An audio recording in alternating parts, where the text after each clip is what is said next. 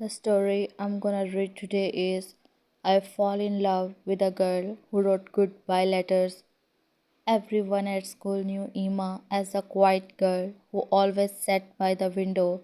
She wasn't the prettiest girl in the room, nor the loudest, but there was something about her that made people glance twice. Maybe it was the way she smiled at strangers, or the way she always carried an old leather notebook close to her heart, as if it contained pieces of her soul. Adam had noticed her long before she noticed him. Every morning he watched her feed the birds before class, wave at the old security guard, and disappear in the library during lunch instead of joining the noisy crowd. She seemed like someone who belonged in the pages of a novel rather than the halls of a school. They had never spoken, yet somehow Adam felt like he already knew her. One rainy afternoon, while everyone rushed out of the classroom, Adam stayed behind to finish an assignment. As he packed his bag, he noticed a folded envelope lying beneath his desk. Across the front, written in beautiful handwriting, were the words, "To the person who needs this today." Curious, he slowly unfolded the letter. It wasn't addressed to anyone by name. Instead, it began with a sentence that made his heart stop. "If today feels heavy, I hope tomorrow gives you a reason to stay."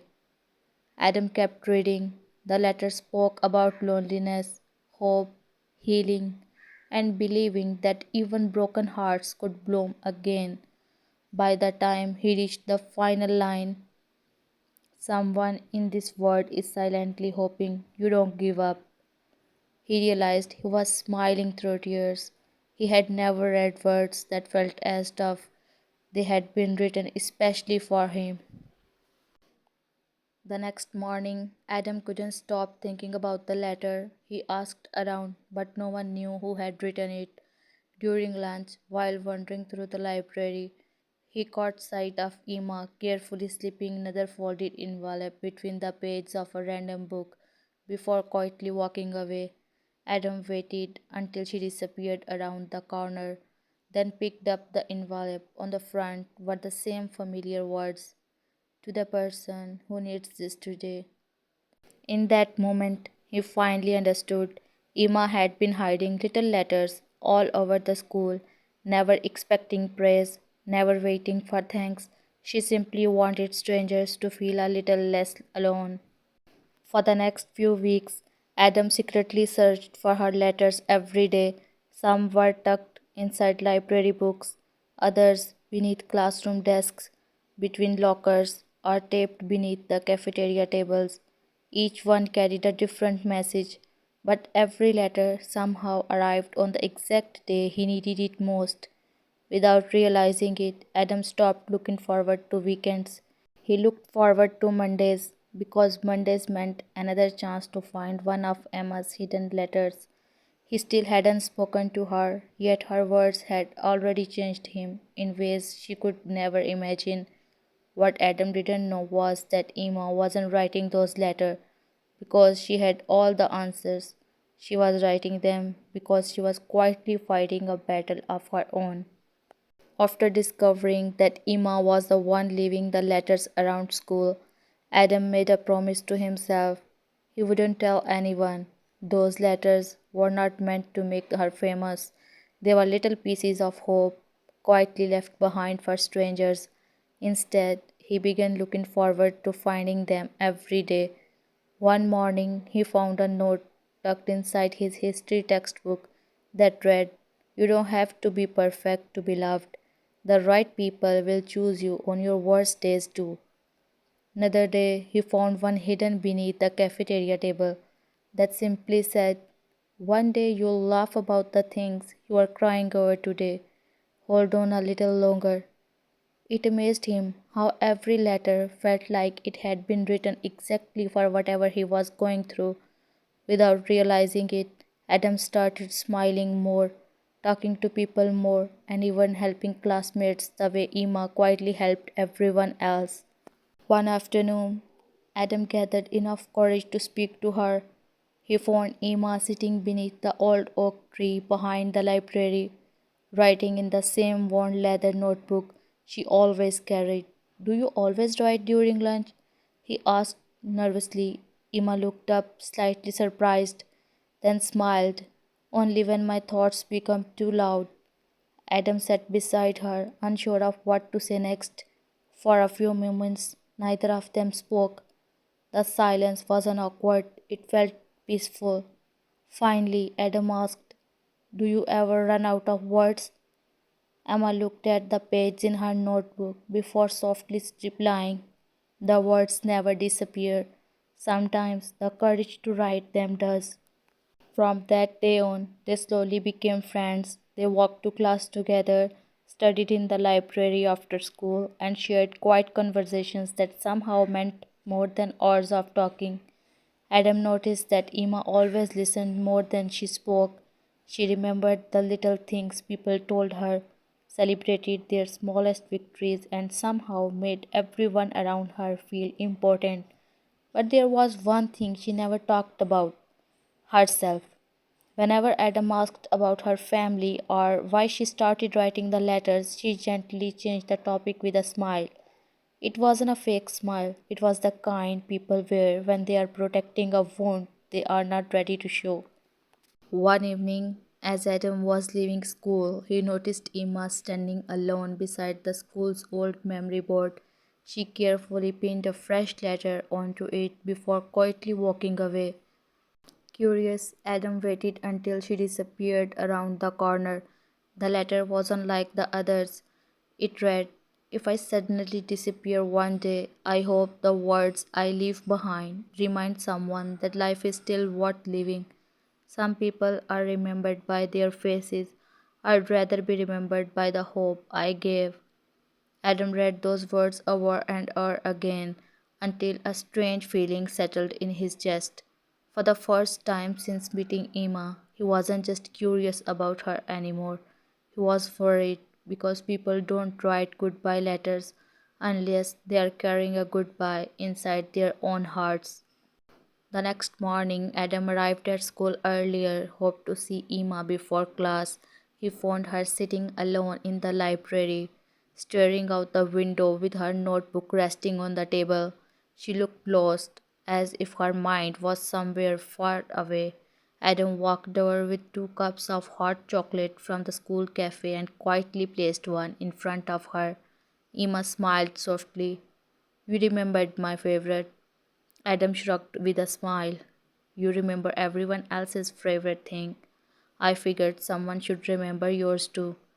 For a brief moment, her eyes filled with tears, but she quickly looked away. No one had ever paid attention to the little things about her. She had spent so much of her life making others feel seen that she had forgotten what it felt like to be noticed herself. On the next few days, Adam couldn't stop thinking about the strange letter she had left on the memory board. He knew she was hiding something, but he refused to force her to talk before she was ready.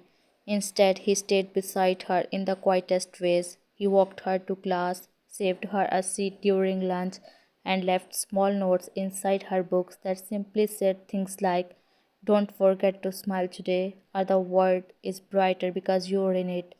Emma never mentioned the notes, but every time she found one, she carefully folded it and placed it inside her notebook, right beside the letter she wrote for everyone else. One rainy evening, as they were walking home together, Emma suddenly stopped in the middle of the sidewalk. The rain fell softly around them as she stared at the sky. "Can I tell you something?" she whispered. Adam nodded. After taking a deep breath, she finally spoke. "3 years ago, my old brother passed away in a car accident." Her voice trembled. "He used to leave little notes in my school bag every morning. Sometimes they were jokes, sometimes they were reminders to believe in myself. After he was gone, I felt like my world had ended. I stopped talking to people, I stopped smiling. I even wondered if life was worth living anymore." Tears rolled down her cheeks mixed with the rain. One day I found the last note he had ever written for me. It said, "If I can't be there to make someone smile, promise me you'll do it for me." That's why I started writing letters. I thought maybe if I could make one lonely person feel less alone, then a part of my brother would still be alive. Adam felt his heart ache. Everything suddenly makes sense. The hidden letters, the quiet kindness, the sadness behind her smile. Without saying a word, he stepped closer and gently hugged her. Emma didn't hold back anymore. She cried into his shoulder, years of pain pouring out all at once.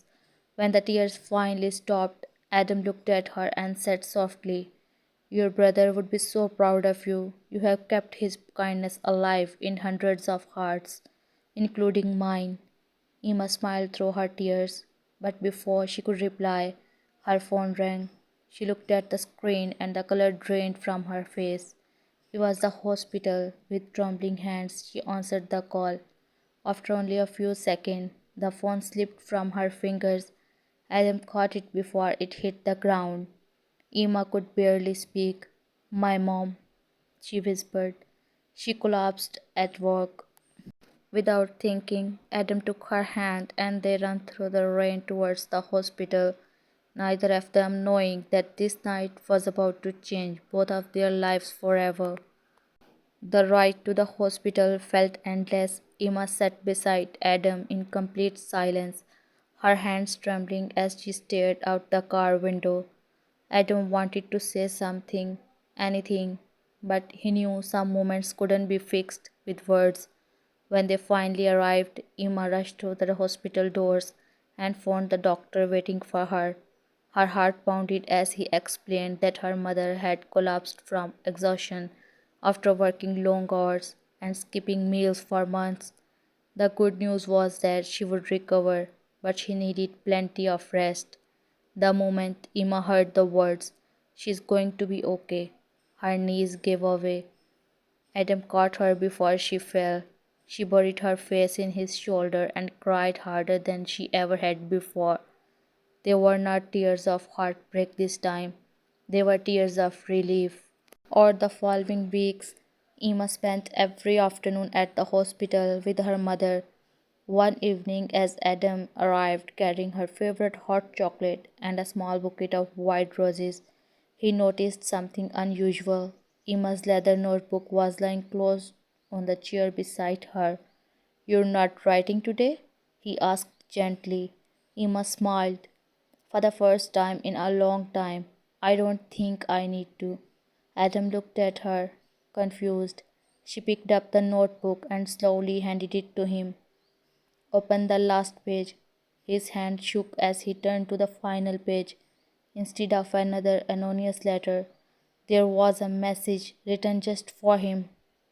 "Dear Adam, you once asked me why I leave letters for strangers. The truth is, I was trying to save people the way I wished someone had saved me. But then you came into my life. You reminded me that even the people who spend their lives healing others deserve someone who stays beside them. You became the answer to a prayer I was too afraid to speak.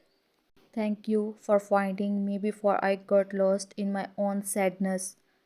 Adam looked up, speechless. Before he could say anything, Emma laughed softly through happy tears.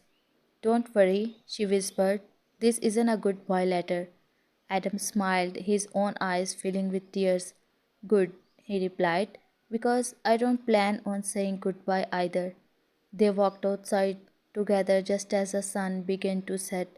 The sky was painted in shades of golden and pink, and for the first time, Emma wasn't carrying her notebook. Instead, she reached for Adam's hand. He gently held it, and together they watched the birds fly across the evening sky. Emma smiled and said, "Maybe life isn't about writing perfect endings." Adam squeezed her hand and answered, "Maybe it's about finding the people who make you want to keep writing new chapters." Months later, the good boy letters slowly disappeared from the school hallways. In their place, students began leaving their own letters of encouragement, Months later, the goodbye letters slowly disappeared from the school hallways. In their place, students began leaving their own letters for encouragement for one another. A simple act of kindness had become a tradition, reminding everyone that hope could spread from one heart to another. Emma never needed to carry the weight of the world by herself again because she had finally learned something her brother had always wanted her to know. Even the people who give light to others deserve someone who brings light onto their lives. And every now and then, Adam would still find a folded note tucked into his backpack. It always ended with the same sentence that had changed his life forever. Some stories begin with a goodbye, but the most beautiful ones begins with someone choosing to stay. This is the end of this story. Now I want to leave you all a message. The right person won't rescue you from every storm. They'll simply remind you that you don't have to face the rain alone. Thank you.